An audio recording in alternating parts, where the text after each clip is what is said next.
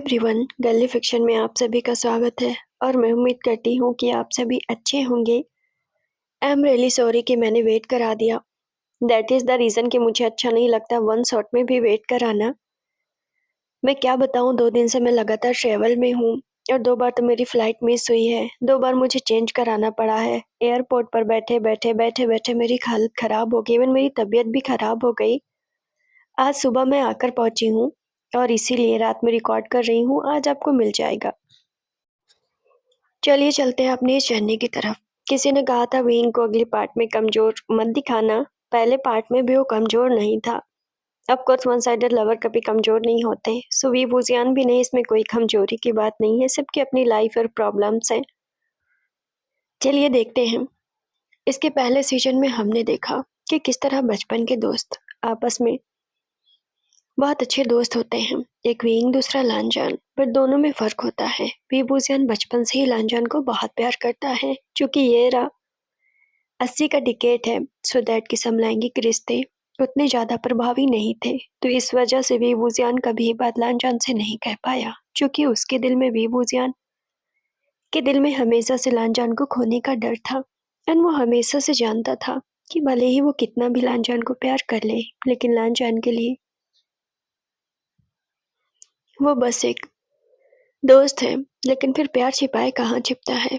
We बुझियान की हरकतें लांजान के लिए हमेशा से अलग रही। जिस नज़र से वो लांजान को देखता वो किसी को ना देख पाता। जिस तरह वो उसकी केयर करता वो किसी की ना करता। सिर्फ लांजान के लिए वो बैठ जाता और खाना निकालता, उसे खिलाता। बहुत सारी ऐसी चीज़ें। और एंड देन आंटी ने उन दोनों को एक वेट पोजीशन में पकड़ लिया। आंटी ने सबके सामने बात रिवील कर दी कि वी बुझियान समलैंगिक है, और ये चीज़ें साबित भी हो गई। एंड देन पूरे घर वालों ने वी बुझियान से अपना रिश्ता तोड़ लिया। उस घर में मौजूद होते हुए भी उस घर में मौजूद नहीं था। इवन लांजान उसका सबसे बेहतरीन दोस्त, उसने भी वी बुझियान से दूरियां बना ली। उसके पास एक स्ट्रॉन्ग रीजन था, क्योंकि वी बुझियान उसके पास ही वेट पोजीशन में पकड़ा गया था। उन दोनों का नाम आपस में जुड़ रहा था, जिसकी वजह से वी बुझियान को टॉर्चर भी किया गया। दैट इज द रीजन कि वांग जी कभी नहीं चाहता था कि वी बुझियान को टॉर्चर किया जाए, सो दैट उससे दूरियां बनाना वक्त के हिसाब से उसे सही लगा। सारे भाई सारे कजिन्स वहां पर अलग हो गए थे। इस दौरान लांजान 1 साल के लिए पढ़ने भी चला गया। वी बुझियान नहीं जा पाया, क्योंकि उसकी ग्रैंडमा बीमार थी। और फिर एंड देन वो दिन भी आया जब वी बुझियान की ग्रैंडमा इस दुनिया में नहीं रही। ग्रैंडमा को अंतिम विदाई देने के लिए वी बुझियान के घर से ब्लड का कोई होना चाहिए था, एटलीस्ट 2 लोग। वी बुझियान के अलावा कोई मौजूद नहीं था। अब ऐसे में चीजें और अलग हो गई। जिस तरह वी बुझियान समलैंगिक था, तो किसी ने उसका साथ नहीं दिया। और देन लांजान ने इस जगह वी बुझियान का साथ दिया। जब कोई रिश्ता ना बना तो उसने सबके सामने कह दिया कि वो वी बुझियान से शादी करेगा। हालांकि वी बुझियान जानता था कि लांजान ये सब सिर्फ इसलिए कर रहा था ताकि वो ग्रैंडमा को अंतिम विदाई दे सके। बट स्टिल ये प्यार से तो नहीं था ना। अब इससे ज्यादा हर्ट करने वाली चीजें क्या थी। चाह कर भी वो इस ऑप्शन को हटा ना पाया। उसे प्यार कभी भीख में चाहिए ही नहीं थी। अगर ऐसा होता तो कब का लांजान अपने प्यार का कन्फेशन कर देता। But he has no option. उसके पास कोई ऑप्शन नहीं था। सो दैट लांजान ने वी बुझियान से शादी कर ली। अंतिम संस्कार की सारी विधियां हो गई। ग्रैंडमा को दफना भी दिया गया। उस दिन रात में लांजान कब्रिस्तान पे उसके साथ था। और 8 बजे के आसपास जब वो उससे वापस होने लगा तो उसने वी बुझियान से कुछ ऐसा कहा जिसने वी बुझियान को और हद तक तोड़ दिया। लांजान ने उससे कहा कि उसने शादी कर ली है ताकि वो ग्रैंडमा को अंतिम विदाई दे सके। लेकिन एंड देन वी बुझियान को इस बात का ख्याल होना चाहिए कि लांजान तलाक के प्रोसेस को पूरा करके फिर से वापस चला जाएगा। ये सिर्फ और सिर्फ दादी के लिए है। उसके जाने के बाद और उसकी बात पूरी होने के बाद एज यूजुअल वो जानता था कि लांजान ने शादी क्यों की है। उसके मुंह से सुनने के बाद वी बुझियान की रूह कांप गई। कितना बुरा लगता है जब आप किसी को बस प्यार की नजरों से देखो। आप जिंदगी भर उससे इस प्यार को छुपाते रहो, क्योंकि आपको प्यार भीख में नहीं चाहिए। आप कोई तरस खाकर प्यार नहीं पाना चाहते। इस दिल जब आपको उससे प्यार जैसी कुछ भी चीजें मिले और वो फिर मजबूरी के नाम पे मिले तो कितना बुरा साउंड करता है।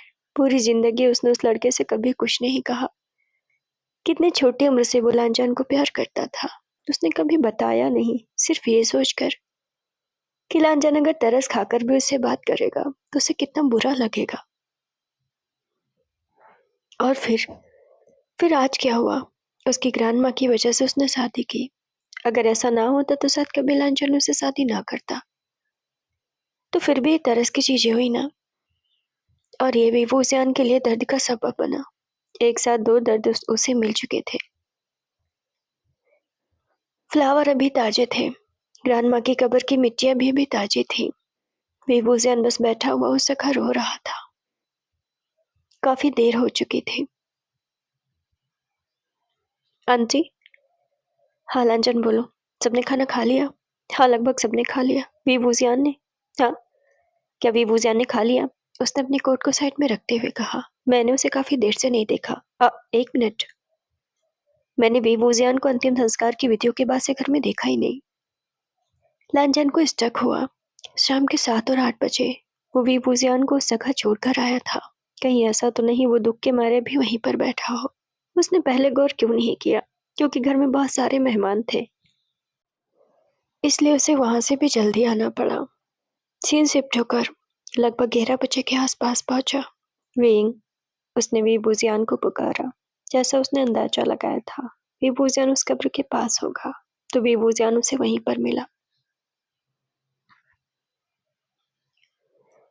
विभूषण ने मुड़कर लांछन की तरफ देखा। आंखों आंखों में उसके आंसू तो नहीं थे और लांछन से लिपटकर रोने भी वाला नहीं था। तुम अभी यहाँ पर हो? हाँ मैं बस आने वाला था।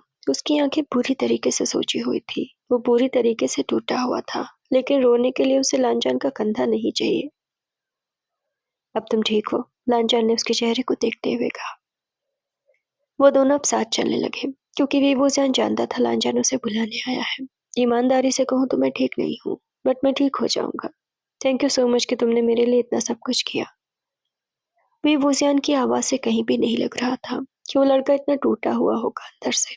उसने अपने आप को संभाला, और शायद विभूषण के लिए सबसे बेहतर था कि वो लांछन के सामने ये न दिखाए कि वो अंदर से कितना कमजोर हो गया है।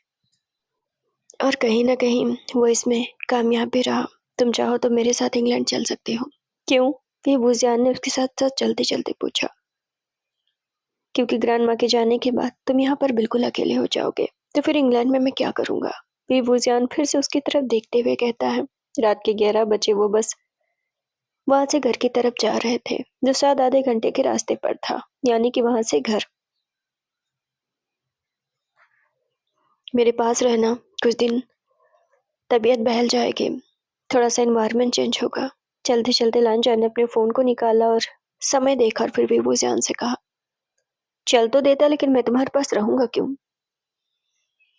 विंग ने लांछन का चेहरा देखा। ना तो हम अच्छे दोस्त हैं, पहली बात तो हम दोस्त नहीं हैं, और हमारे बीच वैसे भी वैसा कजिन वाला भी रिश्ता नहीं है। मैंने कभी तुम्हें अपना भाई नहीं माना, तो हमारे बीच क्या रिश्ता बना लांछन? शादी, जो कि तुमने बस ग्रैंडमा के लिए की है, जो कि तुम्हारे जाने से पहले टूट भी जाएगी। आई डोंट थिंक सो कि हमारा कोई रिश्ता बनता है। और दूसरी बात, रही बात जाने की, मेरी मम्मा का बिजनेस यहाँ पर है। ग्रैंडमा के जाने के बाद शायद अब सब कुछ मेरे नाम पे आएगा, तो मैं चाहता हूँ कि मैं अपनी विरासत को संभालूं। मैं बस तुम्हारे लिए कह रहा था।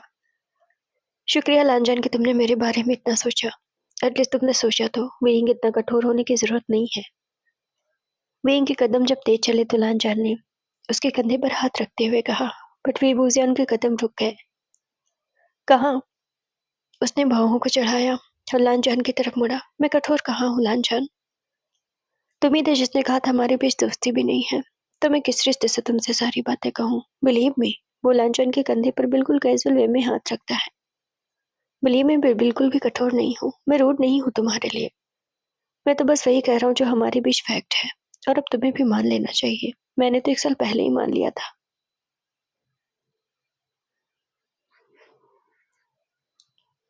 अब दोनों साथ साथ चलने लगे थे। ठंडी हवा चल रही थी। विभूषण ने पतला कपड़ा पहना हुआ था, तो उसे बहुत ठंडी लग रही थी। आज ये काटती हुई हवा भी मुझे उतनी बुरी नहीं लग रही जितना उसके साथ चलते हुए मुझे बुरा लग रहा है। ऐसा लग रहा है जमीन फट जाए और मुझे खा जाए, या मैं कहीं गायब हो जाऊं, या मैं कहीं छिप जाऊं। दुनिया का सारा दुख मेरी झोली में क्यों आ पड़ा? पहले माँ बाप को खो दिया, फिर ग्रैंडमा को खो दिया, भाई बहन को खो दिया। खोने का मतलब दूर चले गए, उससे बिछड़ गए। और इसको, उसने घूमकर लांछन की तरफ देखा। इसको तो मैंने कभी पाया ही नहीं। और इसके बाद से उन दोनों के बीच कोई बातें नहीं हुई। देवोसियान जब घर पहुंचा तो आंटी ने उसे खाने के लिए पूछा। मुझे भूख नहीं है, ये बोलकर वो अपने कमरे में चला गया और कमरे का दरवाजा उसने बंद कर लिया। कितनी अजीब बात है, लांजान आंटी के पास बैठा था। इसमें अजीब क्या है? एक साथी इतना बड़ा गुनाह कैसे हो सकती है? तुम्हें ऐसा लगता है? आंटी ने स्मोकिंग करते हुए पूछा। आंटी मीन्स बुआ की बातें हो रही थी। मैं बस आपसे इतना जानना चाहता हूँ, मेरे जाने के बाद यहाँ क्या हुआ? कुछ नहीं हुआ। तुम्हारे जाने से पहले जो हुआ था बस उतना ही हो गया। बेबूजान का कमरा अलग कर दिया गया, उसे नौकरों की जगह पर कमरा दे दिया गया। कि इतना काफी नहीं है? आप कहाँ पर थी जब ये सब हुआ? तब मैं यहाँ पर नहीं थी। जब मैं वापस आई तो बेबूजान ने मुझे मना कर दिया। लांजान उनका चेहरा देखने लगा। तुम ये बताओ, बेबूजान की ग्रांडमा ने तुमसे क्या कहा? वो बोल नहीं पाते हैं, उन्होंने मुझसे कुछ नहीं कहा। तुम्हारा चेहरा इतना सफेद क्यों था? मैंने बस किसी को मरते हुए नहीं देखा था। लांजान ने बहुत रूखे शब्द यूज किए। मुझे ऐसा क्यों लगता है कि बेबूजान की ग्रांडमा ने कुछ तो तुमसे कहा। ऐसा कुछ नहीं है, मैं शौक था क्योंकि मैंने किसी को मरते हुए नहीं देखा। ये बोलकर लांछन उठा और वहां से चला गया। बेबूजान को पूरी रात नींद न आई। ये सोचकर वो डर गया कि अब वो अकेला है इस दुनिया में। अकेले का मतलब ये नहीं कि उसके भाई बहन नहीं थे। उसकी बहन भी है और उसके भाई भी है, लेकिन सबके सब बाहर पढ़ाई कर रहे हैं। एक बेबूजान ही था जिसने ग्रांडमा को चुना था। अब तो ग्रांडमा भी उसके पास नहीं रही। वैसे भी वो अपनी जिंदगी के फैसले लेने के लिए आजाद है, तो वो क्या कर सकता है? उसके पास दो रास्ते हैं। या तो यहाँ मैनेजर के सहारे सब कुछ छोड़कर वो पढ़ने के लिए चला जाए, या तो मैनेजर के साथ रहकर बिजनेस की चीजें सीख ले। तो उसे क्या करना चाहिए?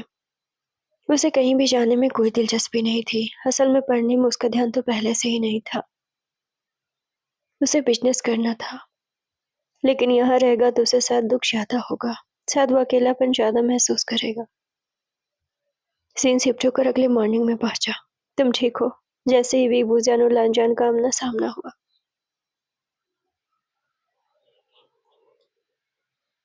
वैसे ही लांजान ने उसे सवाल पूछा। हाँ मैं ठीक हूँ। बेबूजियान ने उसकी तरफ एक नजर देखा और उसे देखकर इग्नोर किया और चला गया। इसे क्या हुआ है? लांजान चौंका हुआ था। सीन शिफ्ट होकर दोपहर में पहुंचा। क्या? लांजान और बेबूजियान वकील के सामने थे। आप लोग 1 साल से पहले शादी नहीं कर सकते हैं क्योंकि आपने कोर्ट मैरिज की है और आपने शादी की वजह को किसी की मृत्यु को बताया है। यानी कि लांजान ने चीजें रखी थी कोर्ट के सामने, सो दैट कि 1 साल से पहले आप अलग नहीं हो सकते। ये समलैंगिक रिश्ता, इसलिए नियम कुछ अलग है। वेइंग ने लांजान की तरफ देखा। लांजान ने बेबूजान की तरफ देखा। सीन शिफ्ट होकर शाम के 6 बजे पहुंचता है। वैसे मैं चाहता था कि तुम्हारे ऊपर इस शादी का बोझ न डालूं, लेकिन मेरी मजबूरी है कि मैं इसमें कुछ नहीं कर सकता।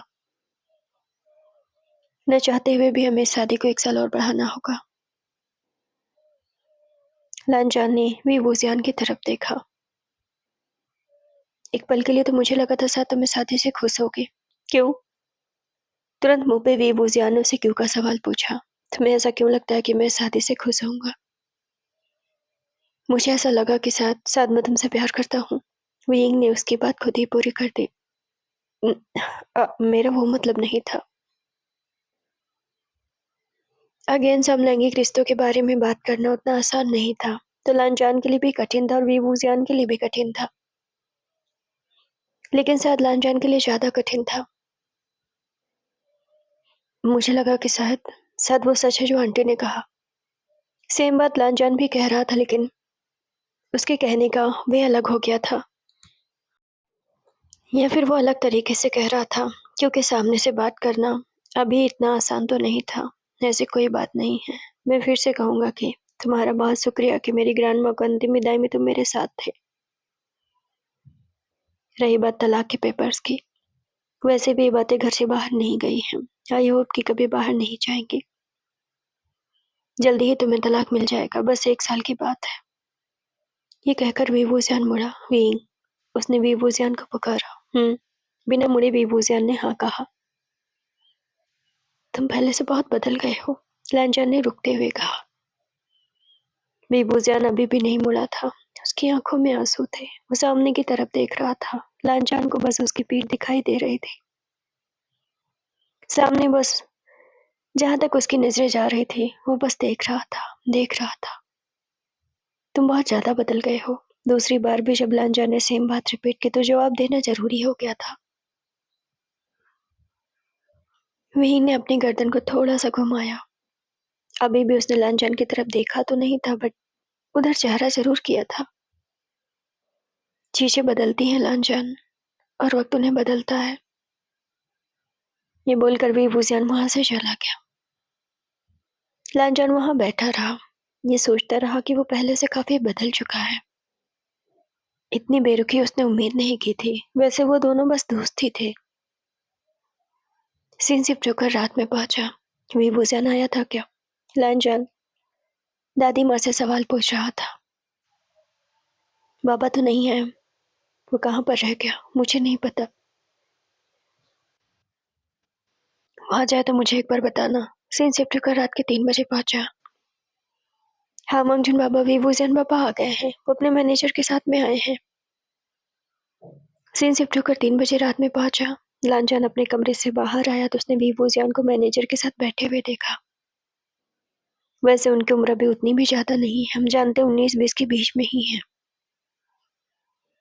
लांजान को नींद तो आई हुई थी, बस एक ही पल में उसकी नींद टूट गई जब उसने वीवूजियान को इतने कम उम्र में ये सब करते हुए देखा।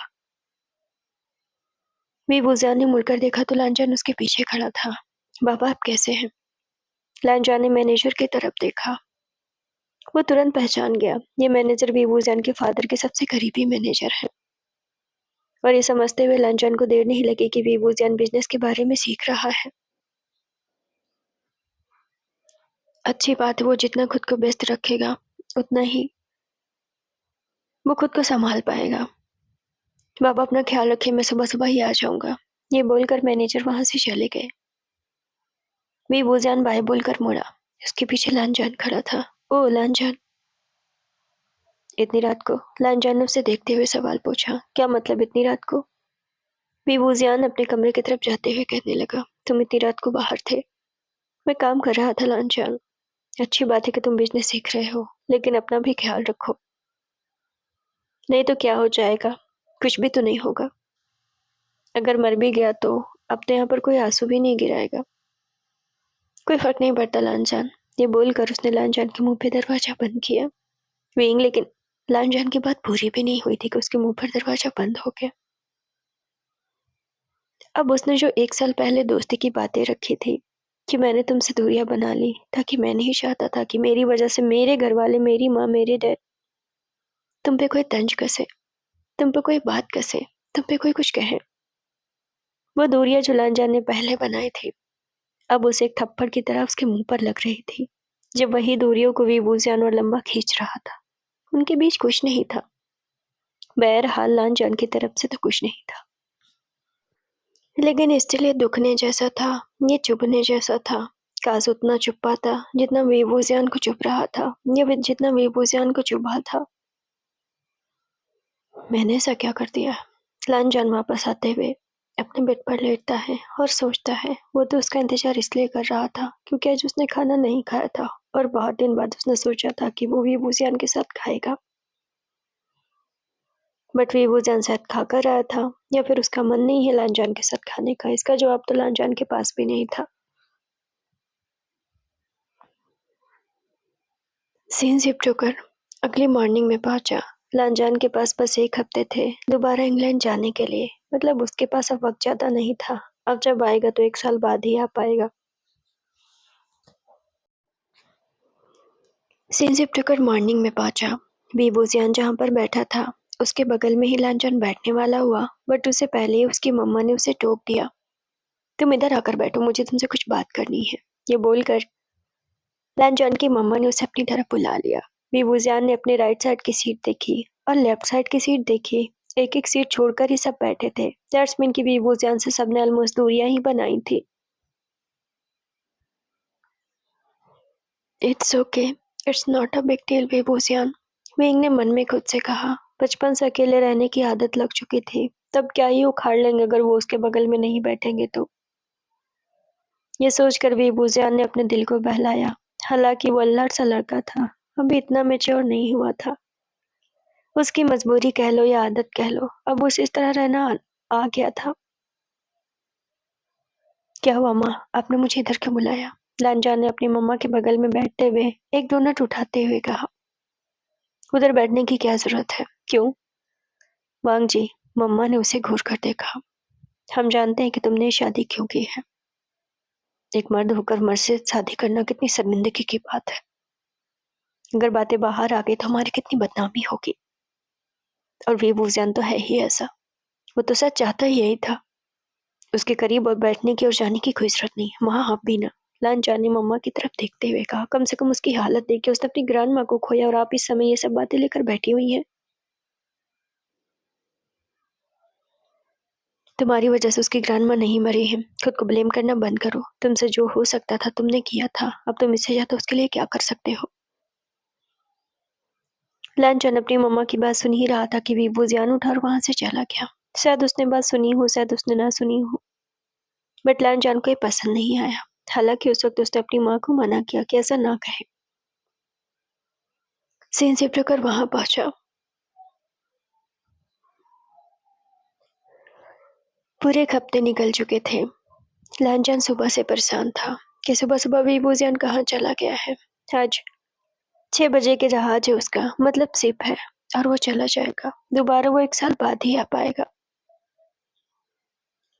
दाइमा, विभूषण को देखा क्या? बाबा सुबह सुबह अपने मैनेजर के साथ में चले गए हैं। क्या आपने बताया नहीं था कि मैं आज जाने वाला हूँ? मैंने तो बाबा को रात में ही बताया था, जैसा कि आपने बताया। फिर क्या कहा उसने? उन्होंने कहा कि आपके लिए बेस्ट विशेस है। क्या? लैन जान तो एकदम खड़ा फ्रीज रह गया। ठीक था, उसे मालूम था, फिर भी वो नहीं रुका उसके लिए।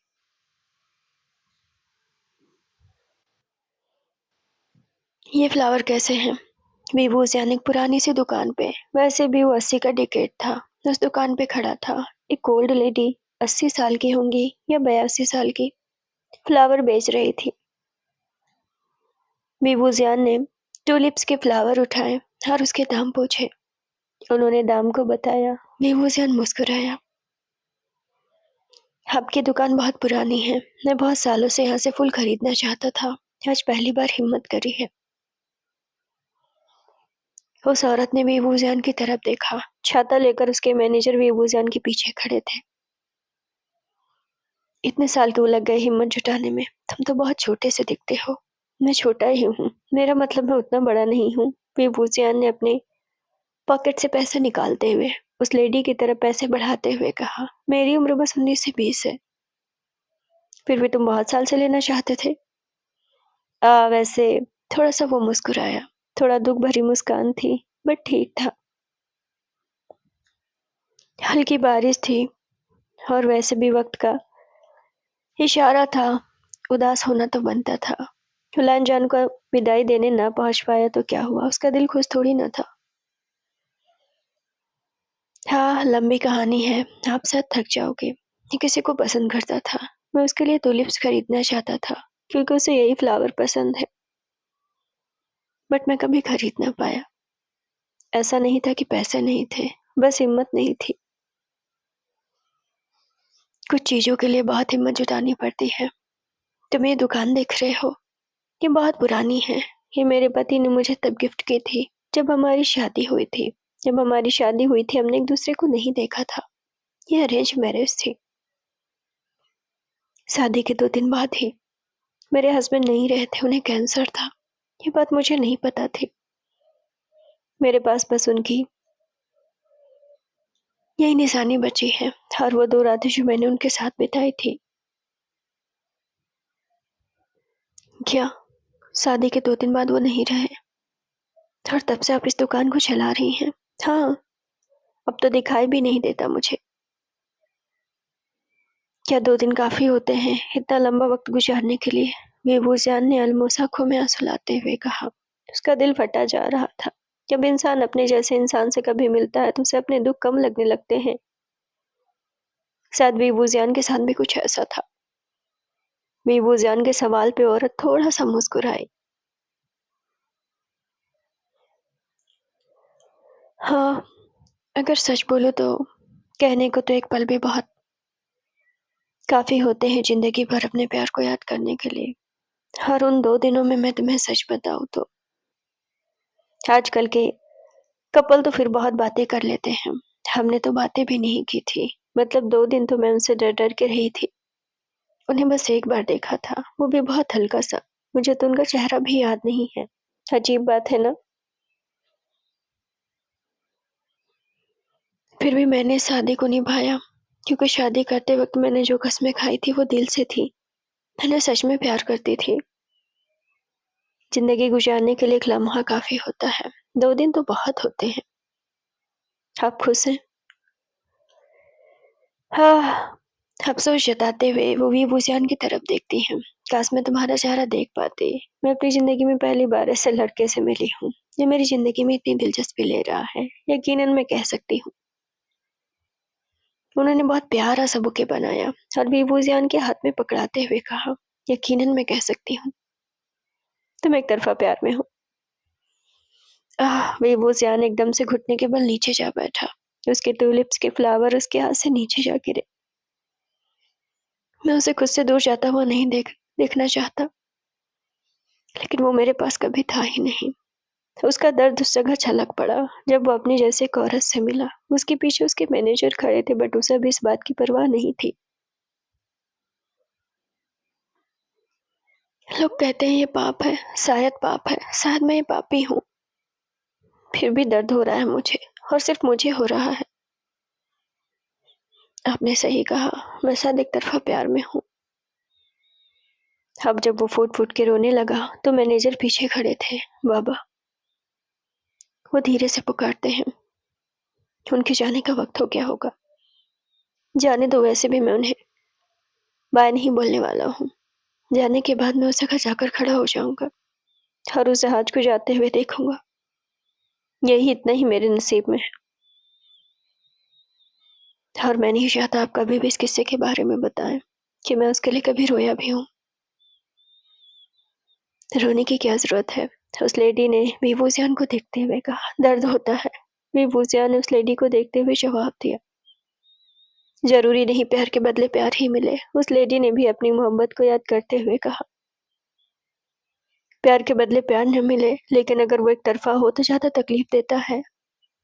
बात वीवूजियान की भी सही थी। चलो, उस लेडी की शादी हुई थी, उसके हस्बैंड उसे चाहते तो थे,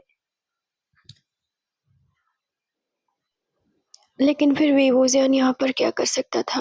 शायद नहीं, रोने के अलावा। बारिश की बूंदें उसके छाते पर पड़ रहे थे। उस छाते को लेकर मैनेजर खड़े हुए थे, अपने नन्हे से बाबा को रोते हुए देख रहे थे। वो बूढ़ी औरत वहां पर कुछ न कर सकी। बाबा, फ्लावर खराब हो रहे हैं। जब मैनेजर को कुछ और न मिला तो एक और बहाना लगाया। किसी तरह उनके बाबा रुक जाएं, रुक जाएं। ओ ओ हाँ। रोते हुए उस लड़के के कांपते हुए हाथ उस बुके पर पहुंचा जो उसने बहुत प्यार से बनवाया था। फ्लावर का बुके उसने ऐसे संभाला जैसे बहुत कीमती चीज हो। बात यहाँ फ्लावर की नहीं थी।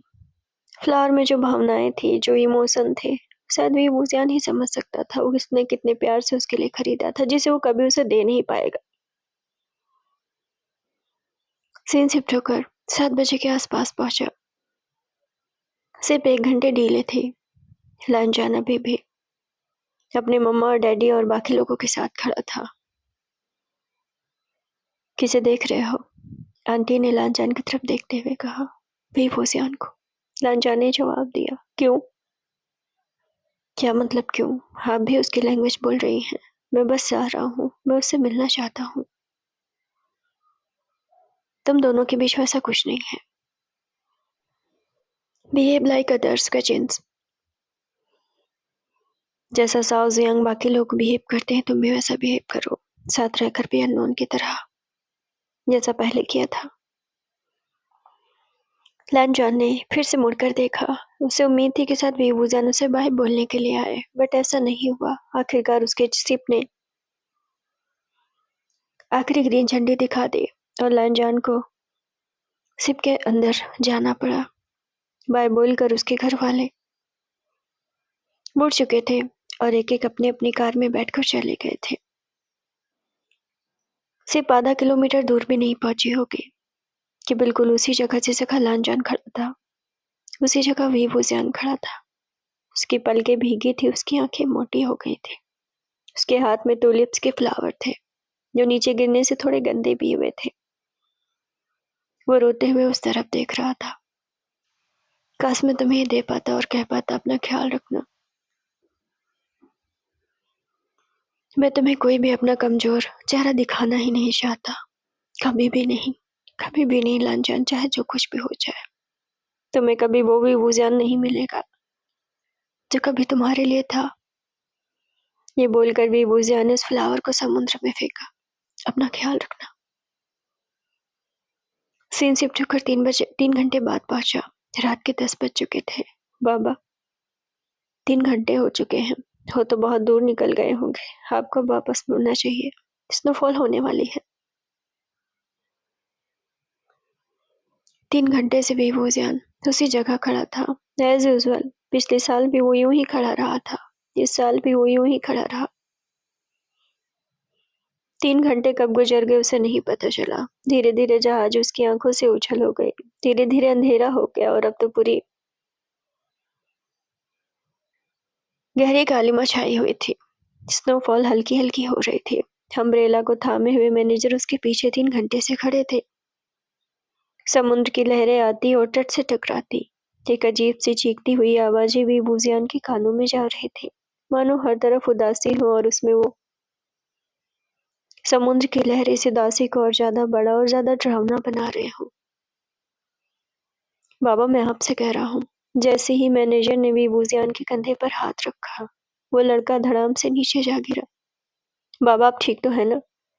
वो शोर मचाने लगे। आसपास के लोग आए और फिर उसे मदद पहुंचाई। सीन शिफ्ट होकर रात के 12 बजे के आसपास पहुंचा। देखिए, बस शुरुआती दिन है। अगर उनकी दवा होती रही तो वो ठीक हो जाएंगे। वैसे तो कैंसर के बहुत सारे इलाज हैं, लेकिन शुरुआती दौर है तो कुछ कहा नहीं जा सकता। आप तो समझती हैं कि अभी कैंसर की दवा इतनी कारगर नहीं है। वीवूजियान के अंदर कैंसर के शुरुआती दिनों के लक्षण थे। असल में उसे लंग्स के कैंसर हो गए थे, जिसकी वजह से लक्षण बस दिखाई ही दिए थे और शुरुआती दौर में डॉक्टर ने पकड़ लिया। बट डॉक्टर का ये कहना था कि दवा इतनी कारगर नहीं है, अभी तो रिसर्च ही हो रहा है। वैसे भी 80 का डिकेड है, दिन रिसर्च हो रहा है अभी। क्या? पैरों के नीचे से जमीन खिसक गई बुआ की जब उन्हें ये पता चला। वीवूजियान उनका कितना चहेता बच्चा था। वीवूजियान को बहुत प्यार करती थी। उनका मैडम उसे बहुत बनती भी थी और उनके चले जाने के बाद उन्होंने वीवूजियान को अपने बच्चे की तरह पाला था। सी नेवर थॉट, उन्होंने कभी नहीं सोचा था कि एक दिन ऐसा भी आएगा। सीन शिफ्ट होकर रात के 1 बजे के आसपास पहुंचा। बुआ, आप भी ना, इसमें रोने वाली क्या बात। इंसान एक ही बार तो जीता मरता है। हाँ, कुछ हो भी क्या तो ये समझना कि मेरी जिंदगी पूरी थी। बस करो वीवूजियान, बुआ ने कस के उसे डांटा। उम्र से ज्यादा बड़े होने की बात मत करो, ठीक है? जितने बड़े हो उतनी ही बात करो। वीवूजियान की आंखों से आंसू आए और वो नीचे जा गिरे, लेकिन वो मुस्कुराया। बुआ, आप भी ना, इतना बच्चा मत बनाइए मुझे। इतने बुढ़े भी नहीं हो। 19-20 से साल के हो, बस मरने मारने की बातें करते हो। बातें ले लो तो मजनू से बढ़ के बातें हो जाती है। मतलब मेरा दिमाग मत खराब करो। दवा चुपचाप खानी सुबह शाम। इतने सारे सपने देख रखे तुम्हारे लिए, शादी करूंगी, बच्चे देखूंगी तुम्हारे। तुम यहाँ मरने मारने की बात करते हो। मतलब मैं यहाँ ये सुनने के लिए बैठी हूँ। बुआ ने इसलिए शादी नहीं की तुम्हें तुम्हारी परवरिश करने के लिए, ताकि तुम टीनेजर एज में आकर ये सारी बातें मुझसे कह सको। असल में बुआ बहुत ज्यादा इमोशनल थी, बस वीवूजियान को किसी तरह बहला रही थी। बस करिए बुआ, मैं अपना ख्याल रखूंगा। बेबूजियान ने बुआ का हाथ पकड़ते हुए कहा। बस मुझसे वादा करिए कि बातें आप किसी से नहीं कहने वाली हैं। आई नो, बेबूजियान ने मजाकिया अंदाज में कहा ताकि बुआ को भी थोड़ा लाइट फील हो। आई नो कि किसी को भी जानकर झटका नहीं लगेगा, बट स्टिल किसी को भी मत कहना, और कभी भी मत कहना। बेबूजियान ने गहरी सांस के साथ कहा। ये वादा तभी करूंगी जब तुम मुझसे एक वादा करोगे कि तुम दवा टाइम से लोगे, क्योंकि तुम्हारी बुआ हमेशा तुम्हारे साथ नहीं रहती, जिम्मेदारी बस तुम्हारी है। फाइन, मैं आपसे वादा करता हूँ, मैं भी बेबूजियान दवा सुबह शाम खाऊंगा। इतने बच्चों की तरह उसने वादा किया कि बुआ का मन हुआ था चप्पल उठा के बजा दे, बस कुछ बोल नहीं पाई थी। मेरा प्यारा बच्चा, बुआ ने उसके गालों को छुआ। मैंने सूप रख दिया है, अब तुम जल्दी सो जाना, ठीक है। बुआ वहां से चली गई थी। मुझे सूप बहुत पसंद आता है। रियली? तो तुम मेरे हिस्से का खा लो। अगर मैंने तुम्हारा खा लिया तो तुम क्या खाओगे? लान जाने एक दिन नहीं खाऊंगा तो कुछ हो थोड़ी ना जाएगा। तुम्हें वैसे भी काजू के सूप पसंद है ना? बेबूजियान ने अपने कटोरे का सूप लांजन की कटोरे में डाल दिया। रियली? तुम ऐसा बिहेव क्यों कर रहे हो? मतलब तुम जानते हो ना, अगर नहीं खाऊंगा तो मर थोड़ी ना जाऊंगा। बस थोड़ा सा सूप है, पी लो ना। विंग, लेकिन तुम भूखे रहोगे। तो मैं कुछ और खा लूंगा। कुछ और जैसे जैसे कैंटीन में बहुत सारी चीजें हैं। बाबा, कैंटीन में है, यहाँ तो नहीं है। लान जान, अब दे दिया है तो खा लो ना, इतनी बड़ी बात नहीं है। चलो, मैं नहीं बताऊंगा किसी से कि मैंने अपने हिस्से का सूप तुम्हें दे दिया है। तुम मेरी बहुत केयर करते हो, लानजान ने उसके बॉल को लेते हुए कहा। हाँ, क्योंकि मैं तुम्हें ज्यादा मानता हूँ। और तुम मुझे ज्यादा क्यों मानते हो? क्योंकि तुम मेरे दोस्त हो और मैं तुमसे बहुत प्यार करता हूँ। अच्छा, और हमारे बीच कोई आ गया तो? लानजान ने उसे देखते हुए सवाल पूछा। हमारे बीच मेरे साइड से तो कोई नहीं आएगा। अगर तुम्हारे साइड से कोई आ गया तो? जैसे जैसे कि तुम्हारी गर्लफ्रेंड। वो तो तुम्हारी भी हो सकती है। लानजान ने सूप का आखिरी घूंट पीते हुए कहा।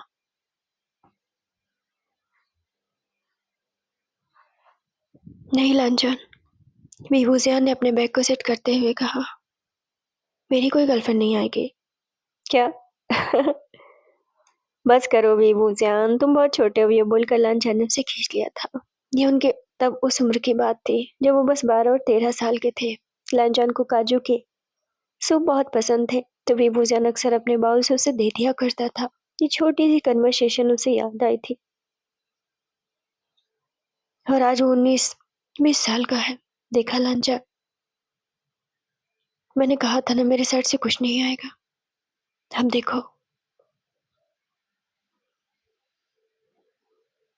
तुम्हारी तरफ से कोई आएगा, मेरी तरफ से कभी कोई नहीं आएगा। और ये सूप, अजीब सी बात है, मुझे टेस्ट ही नहीं पता चल रहा है इस सूप का। शायद इसलिए क्योंकि मैं तुम्हें याद करता हूँ। तुम्हारा ध्यान कहाँ है? याओ ने लांचान के ध्यान को तोड़ते हुए कहा। असल में याओ ने अपना ट्रांसफर इंग्लैंड में करा लिया था, सो दैट अभी वो दोनों एक जगह पर थे। कहीं भी नहीं, लो सूप पी लो। मुझे नहीं चाहिए। तुमने सूप पीना क्यों छोड़ दिया? या उसके साथ बैठते हुए पूछता है। तुम तो सूप पिया करते थे ना। नहीं, वैसे कोई बात नहीं है, मेरा बस मन नहीं होता। अच्छी बात है। बाय द वे, तुम गए थे, तुमने विंग के बारे में कुछ नहीं बताया। बताया तो था। तुम्हें तो बहुत चिढ़ हो रही होगी। किस बारे में? यही कि तुम्हारी शादी एक लड़के से हो गई। हाँ, हो रही है, लानजान ने उसे देखते हुए कहा। बट तलाक 1 साल से पहले नहीं हो सकता। कोई बात नहीं लानजान, वैसे भी तुम दोनों पास पास नहीं हो, 1 साल गुजर जाएंगे। वैसे यार, विभूजन का टेंशन हमेशा से चाहता था, बट कभी उसको वैसा टेंशन नहीं मिला। बट वो लानजान को भी अच्छी तरीके से जानता है। लानजान के दिल में विभूजन के लिए दोस्ती से ज्यादा कभी कुछ नहीं था। उनके बीच थोड़ी बुझी बुझी सी बात हुई। सीन शिफ्ट होकर विभूजन पे पहुंचता है। उसने कई पन्नों को पानी में भिगोया था, इसके बाद सुखाया भी था, और इसके बाद वो बहुत अच्छे गेरुआ रंग से उस पन्ने को रंग रहा था। उस समय में लोग चिट्ठियां अपने हाथों से बनाया करते थे। वैसे तो संचार की सुविधाएं थी, लेकिन बहुत कम थी, और वैसे भी उनका अमीर घराना था, तो संचार की सुविधा उनके घर पे थी। बट वेबूजियन कभी भी लेटर के अलावा किसी भी टेलीफोन का यूज नहीं करता था। आलसो बेबूजियान ने हांग मंगजून को पत्र तभी तक लिखे जब तक कि उसे लगा कि लानजान की तरफ से थोड़ा सा भी दोस्ती का हाथ उसकी तरफ आ रहा है। और जब से उसे इस बात का एहसास हुआ कि उनके बीच दोस्ती भी पहले जैसी नहीं रही, बेबूजियान उसके लिए महीने के आखिरी दिन लेटर लिखता और उस लेटर को एक बड़े से बॉक्स में रखकर अपने कमरे के उस अलमारी में रखता जो उसके लिए बहुत प्यारी थी। न जाने कितने पत्र बेबूजियान के पास इकट्ठा हो गए थे। वो प्रिटेंड करता कि वो लानजान के लिए लिखता है और उसे सेंड करता है, but the same time reality ये होती थी कि वो लिखता तो था बट वो रख कर उस बॉक्स में अपने अलमारी में रख लेता था। ये कहावत बेबूजियान पे बिल्कुल सही फिट बैठ रही थी कि डूबते हुए को तो एक तिनके का भी सहारा होता है। उस बंदे के पास कुछ भी नहीं था सिवाय उसकी इमेजिनेशन के। वो सिर्फ प्रिटेंड करता था कि वो लानजान को लेटर लिखता है और ये उसके लिए काफी होता था। लानजान को गए हुए पूरे 1 महीने हो चुके थे और उन्हें शादी में भी आए हुए पूरे 1 महीने हो चुके थे। पूरे 1 महीने से लानजान ने कभी भी वो सूप नहीं खाया था। उसका मन ही नहीं होता था। वो जब भी खाता उसे ना जाने क्यों अजीब सा महसूस होता।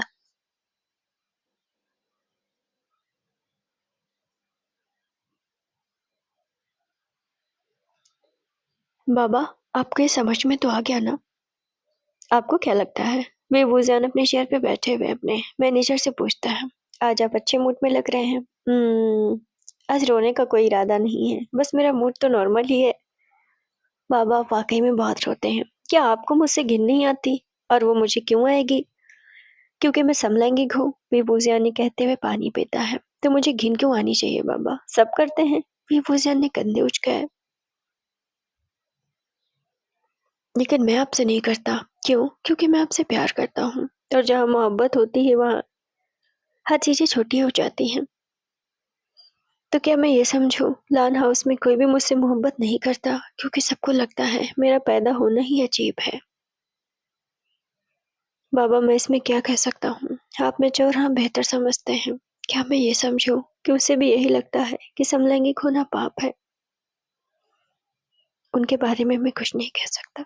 वो क्या कर रहा होगा, क्या आपको कुछ आइडिया है?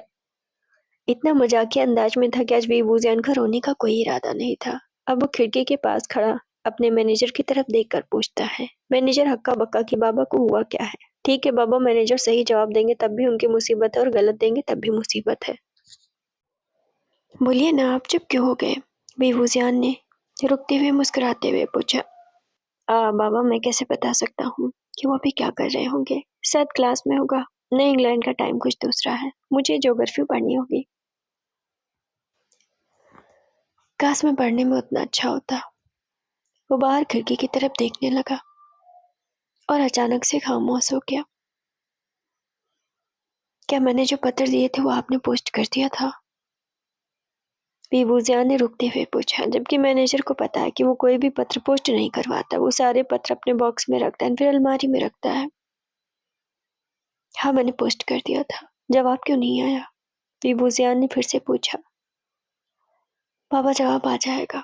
हर बार की तरह आप यही बोल रहे हैं। नहीं आया तो आपकी नौकरी गई, बेबूजियान ने मुस्कुराते हुए कहा। सीन शिफ्ट होकर 3 महीने बाद पहुंचा। ये पूरा घर बराबर के हक में है, तो इस हिसाब से मैं जो कमरा चाहूँ वो ले सकता हूँ। और अगर आपको इसमें कोई आपत्ति है तो मैं दावा कर सकता हूँ। बेबूजियान अपने यंग एज में अब जाने लगा था। 3 महीने हो चुके थे लानजान को गए हुए। नाउ वो अपने लिए कोने का कमरा नहीं चाहता है। वो अपने लिए सेकंड फ्लोर का सेकंड कमरा चाहता है जो लानजान के कमरे के जस्ट सामने था। आपत्ति हुई आंटी को, साव की मम्मा को। सो दैट जितना सबका हक है उसका उतना भी हक है। वो दावेदारी कर सकता है। नाउ वो कोई बच्चा नहीं रहा। बेबूजियान ने आज पहली बार जिंदगी में पहली बार बहस की आंटी से। माँ बाप नहीं रहे तो लगता है तमीज भी भूल गए हो, आंटी ने उसके ऊपर चिल्लाते हुए कहा। कोई बात नहीं, बदतमीज ही मान लीजिए। ये बोलकर वीवूजियान ने दाई अम्मा की तरफ देखा। मेरे आने से पहले कमरा साफ करवा दीजिएगा, मेरा सारा सामान वहां पर शिफ्ट करवा दीजिएगा। अब वो पूरा उतारू हो गया था उन सब चीजों को दिखाने में। Of course he is mature now. माँ बाप नहीं होते हैं तो उसका असर बच्चों पे जरूर आता है, लेकिन वक्त के साथ सबको जीना आ जाता है, और वीवूजियान को भी आ चुका था। वीवूजियान वहां से चला गया था। इस लड़के के तो पंख निकल आए। आंटी किसी से बात कर रही थी, वो घर का कोई मेंबर है। ऑफकोर्स वो कोई दूसरा मेंबर है जो वीवूजियान को पसंद नहीं करता, और वैसे भी उस घर में वीवूजियान को पसंद ही कौन करता था।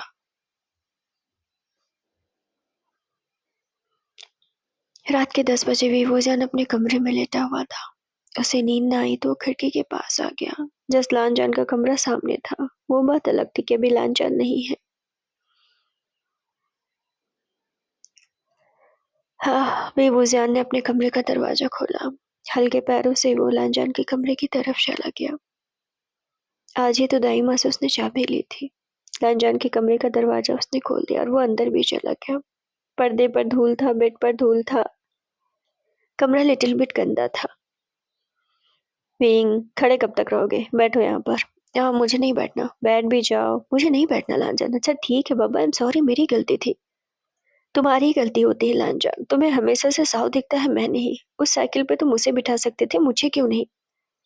साव की साइकिल बिक्री हुई थी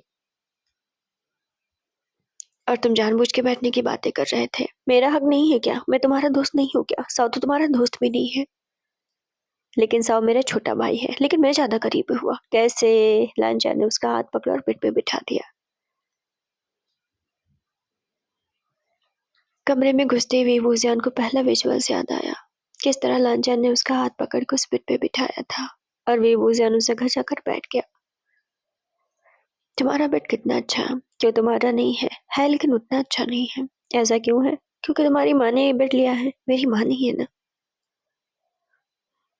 वीन को दूसरा विजुअल्स याद आया, जब उसने लांजान से शेयर किया था कि उसकी माँ नहीं है तो चीजें उसके साथ वैसी नहीं है जैसा लांजान के साथ है। हे, लांजान ने उसके सिर पे हाथ रखा। सो के तुम मेरा बेड ले लो वरना मेरे बेड पे आ जाओ। तो क्या मैं ये मानूं कि तुम्हारी चीजों पर मेरा हक है? उस उम्र पर भी वो जियान ने उसे दिल की बातें कही थी। तुम मान सकते हो, मेरी चीजें तुम्हारी हैं। लापरवाही में लांजा ने जवाब दिया था। तुमने झूठ कहा था। फ्लैशबैक फिर से खत्म हुआ। धूल जमी हुई थी उस बेड पर और भी हुसैन बैठा हुआ था। अपने सामने वो लांजन को बैठा हुआ देख रहा था। बट स्टिल वो बस चीजें याद कर रहा था। वहां लांजन जैसा कुछ नहीं था।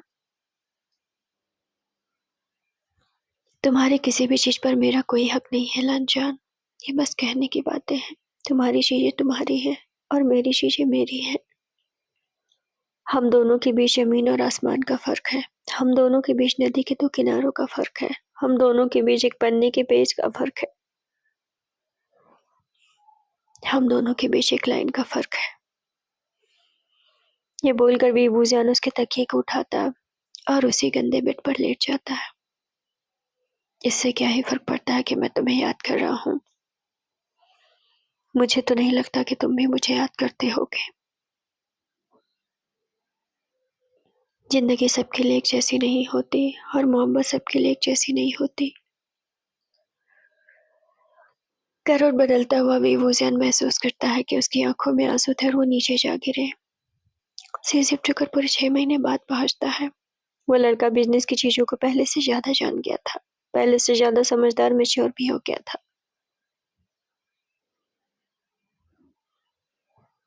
बाबा, आज आप डोनट्स क्यों खा रहे हैं? क्यों, डोनट्स खा लिया तो क्राइम हो गया? वीवूजियान फिर से मजाकिया अंदाज में था। वो जब भी लांजान को याद करता वो ऐसे ही आउट ऑफ माइंड चीजें किया करता था। जब उसके लिए बहुत ज्यादा तड़पता था वो तब खुद को व्यस्त रखने के लिए सारी चीजें किया करता था। मेरा मतलब मैं ये कहना चाह रहा था कि आप डोनट्स कभी नहीं खाते। मैं नहीं खाता, वो तो खाता था ना। वीवूजियान ने मैनेजर को चिढ़ाते हुए कहा। अब वो जहर भी खाएगा तो मैं खा लूंगा। बाबा, मेरा वो मतलब नहीं था। फिर आपका क्या मतलब था?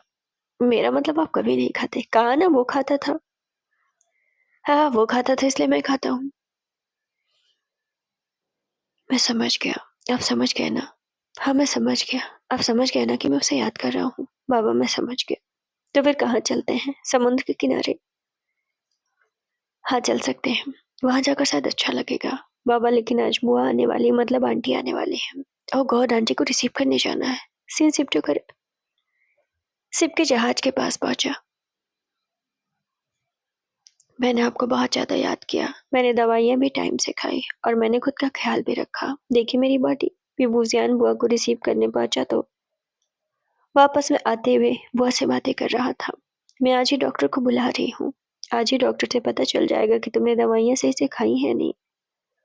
आंटी, मैंने कहा ना, इतना परेशान मत होइए। लांजान से कोई लेटर मिला था तुम्हें? नहीं तो। आप तो इंग्लैंड गई थी ना। वो अब कैसा है? रुकने के बाद भी वूजियान ने सवाल पूछा। मेरी मुलाकात नहीं हो पाई। मैं जल्दी ही वहां से निकल आई। मैं बस साओ से मिली। साओ ने बताया वो काफी व्यस्त है पढ़ाई करने में। अच्छी बात है, तो काफी पढ़ता भी है। हाँ हाँ, क्यों नहीं। पूरे रास्ते पर भी वूजियान आंटी से बात करता रहा। उसने बताया कि उसने सेकंड फ्लोर का कमरा ले लिया है। वो पहले नीचे चला गया था बट अब नहीं जाएगा। उसने ग्रैंड माँ का कमरा भी साफ करवाया है।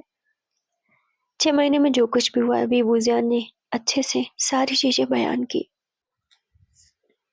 आंटी उसके अंदर के बदलाव को अच्छे से महसूस कर सकते थे। पहले से ज्यादा मैच्योर था, कम हंसता था, पहले से ज्यादा खूबसूरत था, पहले से ज्यादा जवान था। कपड़े पहनने से लेकर उठने बैठने और बोलने तक का तरीका उसके अंदर चेंज हो रहे थे। उसने व्हाइट कलर की शर्ट पहन रखी थी और ब्लैक कलर की पैंट। वो काफी हद तक हसीन लग रहा था। विंग, वे वुजियान ने मुड़ते हुए उनकी तरफ देखा। असल में अपने कमरे में जा रहा था बट आंटी ने पुकार लिया। मुझे तुमसे कुछ बात करनी है। सीन शिफ्ट होकर आंटी के कमरे में पहुंचा। हल्की हवा चल रही थी। रात के 7 बज रहे थे। विंग ने अदरक वाली शायद आंटी की तरफ बढ़ाया। कहिए। हाँ, मुझे तुमसे कहना तो नहीं चाहिए था, फिर भी माँ होने के नाते मैं कहूंगी। अब तो बस लांजान को आने में 6 महीने बाकी रह गए हैं। तुम्हारा तलाक भी हो जाएगा लांजान से। फिर तुम शादी कर सकते हो। अगर तुम चाहो तो मैं तुम्हारे लिए किसी लड़के को तलाश कर सकती हूँ। अगर तुम चाहोगे तो लड़की को। मैं चाहती हूँ तुम शादी कर लो। आप ऐसा क्यों चाहती हैं? देखो विंग, तुम्हें सुनने में बुरा लगेगा। तुम्हारे सगे भाई बहन साल में एक बार तुम्हें विजिट करने आना ही चाहिए ना। आई डोंट थिंक कि वो इस बात पर केयर करते हैं कि तुम यहाँ पर अकेले हो। मेरा अक्सर विदेश आना जाना रहता है, व्यापार के जरिए या व्यापार के लिए। तुम जवान हो रहे हो, तुम बड़े हो रहे हो। मैं बस वरीड हूँ कि तुम्हें तुम्हारे पास कोई होना चाहिए। इसलिए नहीं कि वो तुम्हारा ख्याल रख सके, सिर्फ इसलिए कि तुम्हारी तन्हाई को बांट सके। मैं अपने जीते जी चाहती हूँ कि तुम्हारा भी हाथ कोई थामे या तुम किसी का हाथ थामो। विंग ने गहरी सांस ली। ये नहीं हो सकता। क्यों नहीं हो सकता? क्यों नहीं हो सकता? क्योंकि क्योंकि मैं नहीं चाहता किसी और का हाथ थामना। तो फिर तुम किसका हाथ थामना चाहते हो? किसी और का मतलब किसी का थामना चाहते हो? आंटी को तो सब पहले से ही पता था। उसके मुंह से बस सुनने की देरी थी। बट वो बंदा बहुत पहले इस बात को अपने दिल में दबा चुका था कि अब चाहे जो कुछ भी हो जाएगा, अपनी मोहब्बत को इस तरह रुसवा तो नहीं होने देगा। कुछ नहीं, मुझे नहीं लगता कि मुझे इस लाइफ में किसी की जरूरत है। लेकिन फिर भी आंटी का दिल रखने के लिए उसने कहा, अगर कोई मिलेगा तो मैं आपको जरूर बताऊंगा। आंटी ने मुस्कुराकर उसकी तरफ देखा। ठीक है, तुम जाओ, आराम करो। सीन शिफ्ट होकर विभूषण के कमरे में पहुंचता है। रात के 12 बजे थे। घंटियां आपस में हवा की वजह से हिल रही थी और आपस में लड़ रही थी।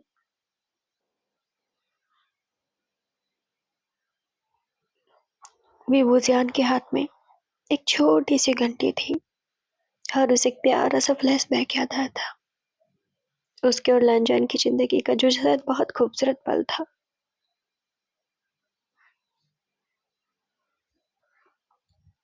मेरे लिए? तुम वहां पर जियांग से लड़ाई कर रहे थे इसके लिए? हाँ, क्योंकि उसने मेरी घंटी खो दी। तो तुम मेरी ले लो। तुम्हें जरूरत नहीं है क्या? मैं घंटी का क्या करूंगा? इतनी तो खूबसूरत है, तुम क्या करोगे? मैं यहाँ पर लटकाऊंगा, या फिर यहाँ पर, या फिर यहाँ पर रख दूंगा, या फिर अपने तकिए के पास, क्योंकि तुमने दिया है। 15 साल का वो लड़का खुशी के मारे लाल हो गया था कि लान जान से उसे एक घंटी मिली थी। मैं इसे कभी नहीं खूंगा। झूठे कहीं के। तुम लापरवाह हो, तुम खो दोगे। लान जान, बिलीव मी, मैं कभी नहीं खाऊंगा। मैं कैसे मानूं? देखना तुम देखना लान जान, ये हमेशा मेरे पास रहेगा। उसका फ्लैशबैक खत्म हुआ। देखा, विंग के हाथ में वो घंटी थी। देखा लांजान, ये मेरे पास अभी भी है। इसका मतलब मैंने अपना वादा निभाया। और तुम देखना, ये मेरे पास आखिरी सांस तक रहेगा। विंग को थोड़ा खांसी आने लगा।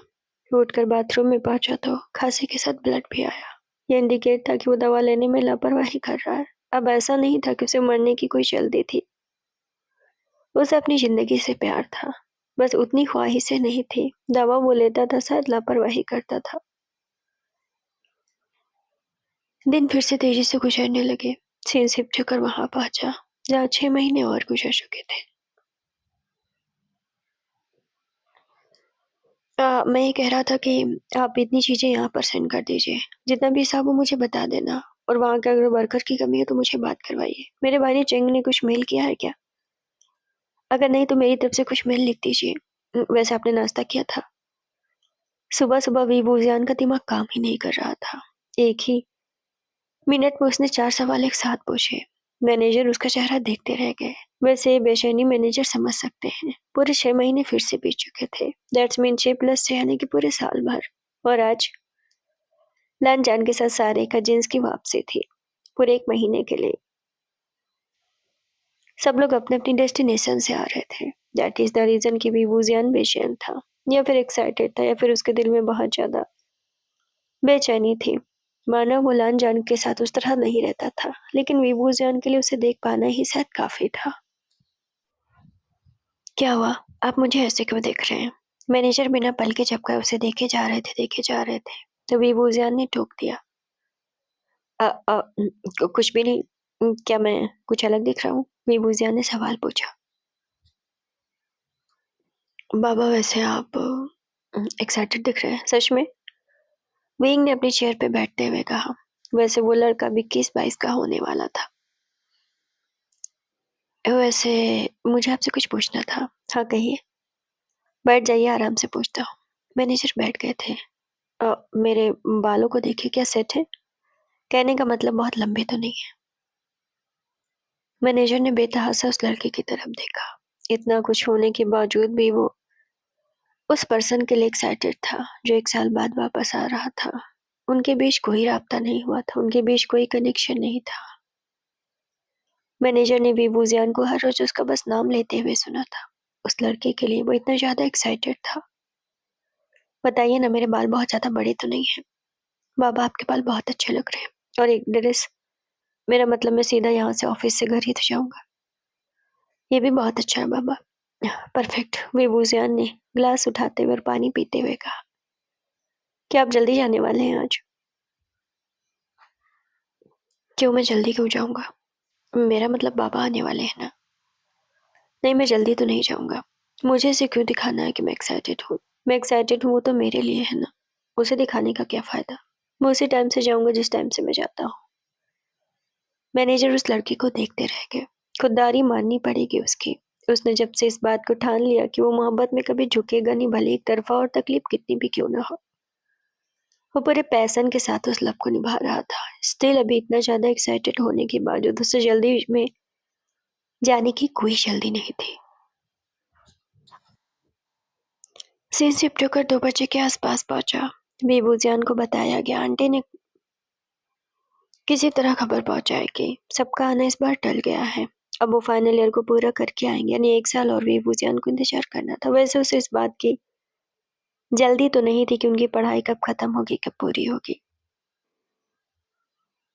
बट फिर भी वो इंतजार कर रहा था। ओह हाँ, कोई फायदा नहीं। सीन शिफ्ट होकर फिर से 6 महीने बाद पहुंचा। इस बार लूनर ईयर पे बेबूजियान अपनी दीदी के पास गया था, जो कि अभी ब्रिटेन में थी, यानी कि ब्रिटेन के क्षेत्र में थी।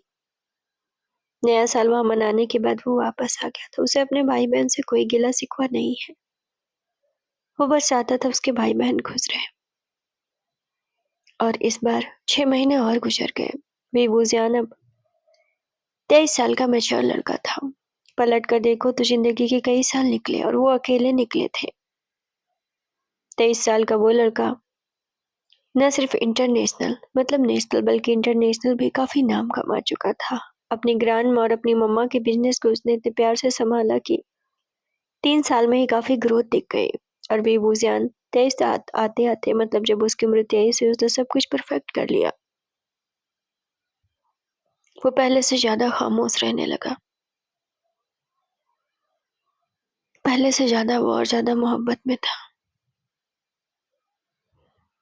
तो वो कार में बैठा हुआ अपने मैनेजर से बातें कर रहा था। बाबा आपको मालूम है? ओह हाँ, लंदन आने वाला है ना? वैसे क्या आपने इस बारे में सोचा क्यों नहीं कि उसने तलाक के पेपर पे कभी साइन क्यों नहीं किए? मैंने तो पेपर भिजवाए थे। क्या आपने सही से पोस्ट किया था? पूरे 2-3 साल हो गए, हमारे बीच कोई बात नहीं हुई है। और ये भी हो सकता है कि मैंने पेपर भिजवा दिए हो, उसने साइन कर दिया हो, उसे पेपर मिल गया हो। हाँ, हो गया होगा। उसका साइन हो गया होगा। भला वो क्यों वेट करेगा? अच्छी बात है अगर घर को सजाया जा रहा है। दाई माँ को बोल दीजिए कि उसका कमरा भी साफ करवा दे। तो आज 2-3 साल बाद वो सारे वापस आ रहे थे। पिछली बार जब बेबूजान इतना एक्साइटेड था, तब उनका आना टल गया था। बट इस बार वो सब आ रहे थे क्योंकि सबकी पढ़ाई ऑलमोस्ट कंप्लीट है। अब वो इंटर्नशिप करेंगे या फिर परिवार या फिर घर परिवार या फिर डैड की विरासत को संभालेंगे। आज भी मैनेजर ने उससे सेम सवाल पूछा। वो अपने ऑफिस में बैठा काम कर रहा था कि आप जल्दी नहीं जाएंगे? परेशान मत होइए, मैं उसी टाइम से जाऊंगा। सीन शिफ्ट होकर कार में पहुंचा। रात के 9 बजे के आसपास बेबूजियान को नाक से ब्लीडिंग हुई। उसके नाक से ब्लड आ रहा था। बाबा मैं ये बात आंटी तक ना पहुंचे। बाबा आप ऐसा क्यों कर रहे हैं? मैंने क्या किया? आपने लापरवाही की दवा खाने में। मैं शायद भूल गया। बाबा आप लापरवाह हैं। अंकल परेशान मत होइए, मैं शायद भूल गया। मैं ये बात आंटी से बोल दूंगा। असल में बेबूजियान को पिछले 1 महीने से काफी ब्लीडिंग हो रही थी। कभी नाक से और कभी मुंह से ऐसा हो जाता था और अंकल ने यानी कि मैनेजर ने सारी चीजें नोटिस की थी, जिसकी वजह से वो अभी उसे टोक रहे थे या फिर कह रहे थे।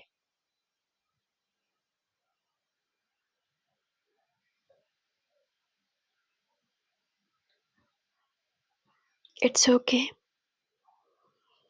सफेद रुमाल से बेबूजियान ने अपने नाक को पोंछा। रुमाल को अपने जेब में रखा और दूर से चमकते हुए अपने घर को देखा। सजाया गया था क्योंकि घर के सारे मेंबर्स आ गए थे, मतलब कि जो बच्चों बच्चों में थे सब आ गए थे वापस।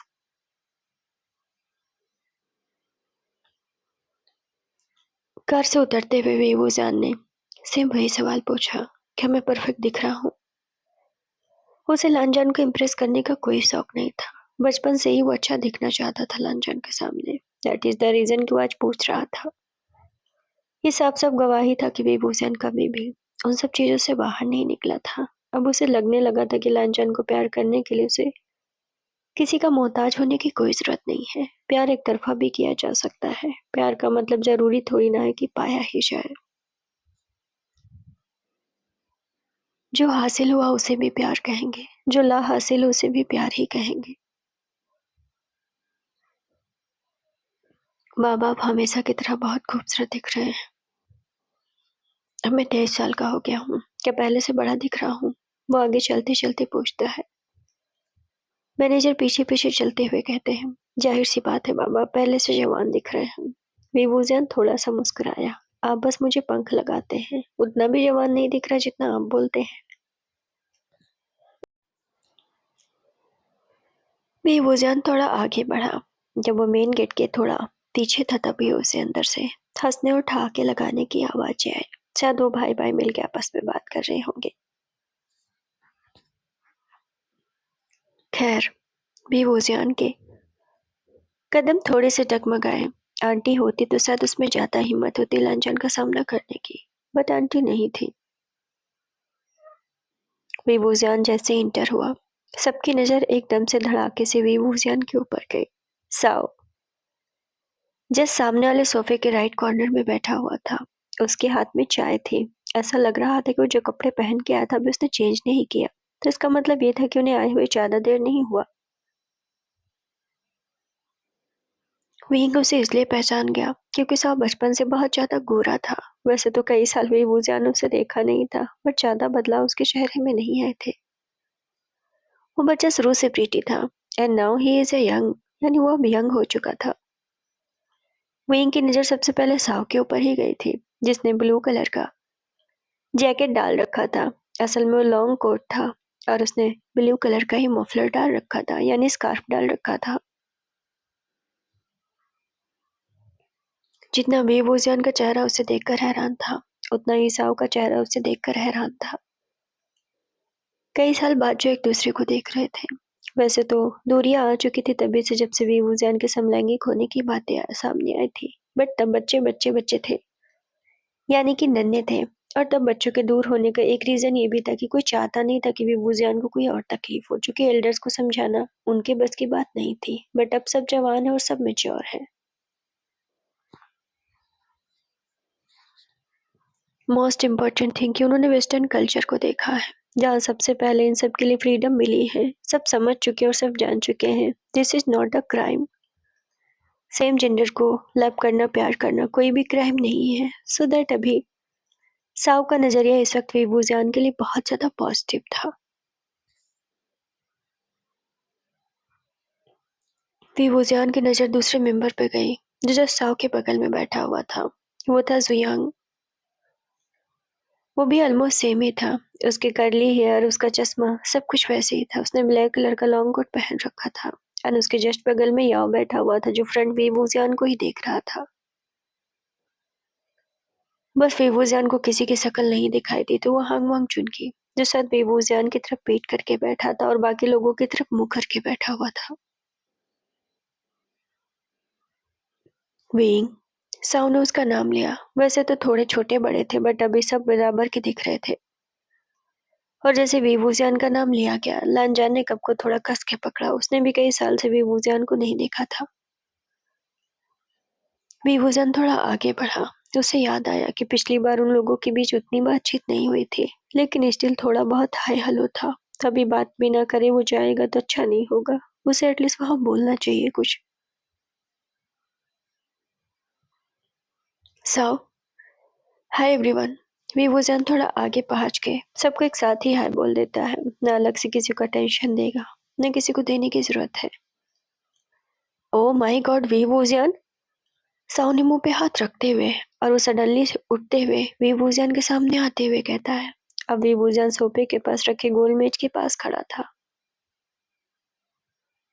You are वीवूजियान? सडनली वो ऐसे पूछ रहा था जैसे वीवूजियान जमीन से खोद के निकाला गया हो। ऑफ कोर्स, वीवूजियान ने सिंपल सा जवाब दिया। Oh my god, you are so looking cute. Wei Wuxian ने उसकी तरफ देखा। असल में सब अमेरिका, ब्रिटेन एंड लंदन से रह के आ रहे थे, एंड वहाँ सब कुछ नॉर्मल हो चुका है अब तक, यानी सेम जेंडर का लव, प्यार और ये सारी चीजें। तभी साव को तो नॉर्मल लग रहा था, बिकॉज वो तो अमेरिका से आया ना। अमेरिका में तो सबसे पहले फ्रीडम का डंका बजा था, यानी कि आजादी का डंका बजा था। तो अभी साव के ख्यालात तो सबसे ऊपर ही हैं। अब तो एडमायर भी कर सकता है एक मर्द को भी। हाँ, उसकी इस कॉम्प्लीमेंट पे नीबूजियान का चेहरा लाल हुआ। इसलिए नहीं कि एक मर्द से उसे कॉम्प्लीमेंट मिला था, वो सोच रहा था कि उसके भाई को क्या हो गया है। वाट, जियांग उसके बगल में था। सडनली मुंह पे हाथ रखता है। ये बात तो वो भी कहने वाला था। याओ को खांसी आ गई। याओ तो बचपन से ही वो जियांग को कुछ ज्यादा ही केयर करता था। लानजान पीछे खड़ा था। एक वही इकलौता वैसा था जिसका चेहरा जर्द था साव की बातों से। I mean I can't believe you are so cute. I know you are cute since the childhood. तो बचपन से क्यूट थे, बट अभी साव इतना हड़बड़ा गया, इतना हकला गया कि वो बातों को मिक्स करने लगा। असल में उसे कहना था, तुम जितने बचपन में क्यूट थे उतने अभी भी क्यूट और हैंडसम हो, बट अब जवान हो चुके हो तो ज्यादा नजर में आ रहे हो। क्या? वे वोजियान के तोते उड़े थे। ऐसा लग रहा था उसके माथे पर तोते बांध दिए गए और वो कंफ्यूज हो रहा हो। आ, छोड़ो छोड़ो, सिंपल वे में कहता हूँ, यू आर सो हैंडसम। ये बोलकर साव आगे बढ़ा। वे वोजियान ने उसकी तरफ देखा एंड कुछ बातें होती कि साव ने उसे जस्ट हक कर लिया। वी नो उसकी साव अमेरिका से वापस आया है नाउ। उसकी थिंकिंग सबसे अलग हो चुकी है, यानी कि of course same gender love acceptable है उसकी नज़र में एंड एवरीथिंग इज सेम। ये सोचकर सा उसके गले लगा, बट वे वूजियान फ्रीज हुआ। अंकल भी पीछे खड़े थे, फ्रीज हो गए थे। असल में वहाँ एल्डर्स में कोई नहीं था, अब भाई भाई ही बच्चे थे, तो जैसे एक दूसरे को केयर कर बातें कर रहे थे। वी वूजियान ने साओ की पीठ पर हाथ तो नहीं रखा, बट साओ ने उसे काफी कंफर्ट होकर हक किया एंड काफी टाइटली हक था वो। या वैसे साओ की बातों पर तो मैं भी सहमत करता हूँ। जियांग ने अपनी बात को पूरा किया। मैं कहने ही वाला था कि साओ ने मेरी बातों को चोरी कर लिया। तुम चोर होगे, तुम्हारा खानदान चोर होगा। साओ ने उसे सुना दिया। जियांग ने उसकी तरफ देखा एंड तभी याओ बोल पड़ा, विंग। विंग ने याओ की तरफ देखा। हाय। साओ अलग घटा तो वेबू जियान ने अपना हाथ याओ की तरफ बढ़ाया। I missed you. याओ ने सबसे सिंपल बात उससे कही। रियली? वेबू जियान ने जवाब दिया। तुम्हें नहीं लगता? साओ ने याओ ने अपनी बातें आगे बढ़ाई। वो अभी भी एक दूसरे से हैंडशेक कर रहे थे। मैं कैसे बता सकता हूँ? वेबू जियान ने मुस्कुराते हुए जवाब दिया। But this is true. I missed you. Oh, क्या तुमने मुझे याद नहीं किया? मैं बहुत ज्यादा व्यस्त था। याद किया, सबको याद किया। फिर वूजिया ने सिंपल सा जवाब दिया। And now? वो मुड़ा। वो टर्न हुआ। वो जब मुड़ा तो उसने एक पर्सन को सोफे पर बैठे हुए देखा। स्टिल वहां एक ही पर्सन था जो सोफे पर बैठा हुआ था, और वो था हंग वंग चुन, जिसके हाथ में आधी कप चाय थी और आधी उसने पी ली थी। वो सबकी कन्वर्सेशन सुन ही रहा था। विंग मुड़ता है तो वे वूजियान की नजर उसके ऊपर चली गई। अब वो जानता है कि सारे भाइयों से तो हक करके हैंडशेक करके मिल चुका है, बट वो लांजान से नहीं कर सकता है। हाय। वे बुजियान ने अपना हाथ थोड़ा सा ऊपर उठाया एंड बहुत कैजुअल वे में हाय कहा। हाय, भारी आवाज में उसने जवाब दिया। वे बुजियान ने मुंह घुमाया। घंटा थोड़ा तो बदल जाता, बट कुछ खास फर्क नहीं था। इससे ज्यादा वे बुजियान ने उससे कोई बात नहीं की। दाई माँ, मुझे गर्म चाय दे दीजिए मेरे कमरे में, और हाँ, एक गिलास पानी भी गर्म। ये बोलकर वे बुजियान अपने कमरे की तरफ जाने लगा। बाबा, ये फाइल। उसकी फाइल उठाकर मैनेजर जल्दी जल्दी उसके पीछे जाने लगे। वो 20 सीढ़ियां चढ़ चुके थे। 25 सीढ़ियों का ही वो विभूजन का कमरा, मतलब कि फ्लोर था। बाबा, आप चमक रहे हैं। अब अंधी तुक्का खुशबू मत मारिए। विभूजन ने कहा। लगता है उन्हें देखने के बाद आपका चेहरा खिल गया है। मैंने उसे नहीं देखा, ऑनेस्टली मैं बोलूँ तो मैंने उसे नहीं देखा। क्यों बाबा? हाँ, वक्त कम था, हमने बात ही कितनी की है। हाय हेलो के अलावा हमारे बीच क्या ही बात हुई है। सीन शिफ्ट होकर 9 बजे पहुंचा। अब सब अपने अपने कमरे में पहुंचे थे। अब सबको नहाना धोना था और डिनर के लिए तैयार होना था। तैयार मतलब कि फ्रेश होना था। जैसे ही लांचा ने अपने कमरे की लाइट जलाई और मुड़ा और अपने शर्ट के बटन को खोला, उसकी नजर विवूजियान के कमरे की तरफ चली गई। दाई माँ ने अभी कुछ देर पहले उसे बताया कि लांजन के कमरे के जिस सामने विवूजियान का कमरा है, बाबा ने आज से 2-3 साल पहले ही कमरा शिफ्ट करा लिया था। लांजन की नजर बेतहासा उस खिड़की से होते हुए विवूजियान की खिड़की को क्रॉस करती है और सामने खिड़की पे बंधे उस घंटी को देखती है जो कभी लांजान ने उसे दिया था। बट लांजान को याद नहीं आया तो उसने उस पर गौर नहीं किया और वो सीधा कमरे के अंदर देखने लगा। And at the same time Wei Wuxian, जो कि चाय का कप लेकर खड़ा हुआ, कि उसकी नजर भी लांजान पे चली गई थी जो ऑलमोस्ट शर्टलेस था। गाइस, आज के लिए बस इतना ही। आई होप कि मैं कल इसे खत्म कर दूं, जस्ट बिकॉज कि मेरा सर्दी इतना ज्यादा है कि मैं सांस नहीं ले पा रही हूँ, और मुझे 1 मिनट बोलने के लिए कम से कम 2 मिनट की तो सांस लेनी पड़ती है, सांस भरनी पड़ती है। मुझे बहुत प्रॉब्लम हो गई, और 1 घंटा ये रिकॉर्ड करने के लिए मुझे ऑलमोस्ट मैं 3 घंटे ले चुकी हूँ। मैं रुक रुक कर थोड़ा थोड़ा कर रही हूँ, जिसकी वजह से अब सुबह के 5 बज गए हैं और अब सांस लेने में प्रॉब्लम हो रही है बहुत ज़्यादा, सो दैट मैं इसे यहीं रोकती हूँ। आई होप कि कड़ी बनी होगी और रिदम बना रहेगा। बस कल बड़ा पार्ट लाऊंगी। आई होप बस मेरी तबीयत ठीक रहे। ये वन शॉट में एक ही बार में निपटा देती, बट मैं क्या करूँ, मैं कुछ कर भी नहीं पा रही। बता के जाना कि कैसा लगा। अगले पार्ट के लिए इंतजार करिएगा। मैं जल्दी ही लंबा लेकर आऊंगी। मैं घर पे हूँ, मैं भी कर सकती हूँ, बट सर्दी की वजह से है। आई होप कि आप नाराज नहीं होंगे। अपना ख्याल रखें। Love you all.